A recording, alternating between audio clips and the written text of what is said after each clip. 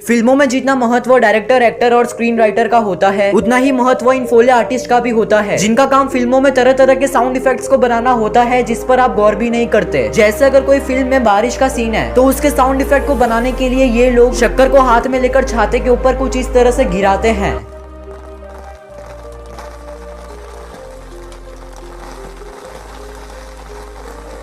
और जब बर्फ पर चलने का सीन होता है तो उसे इन फोले आर्टिस्ट के द्वारा कुछ इस तरह से बनाया जाता है।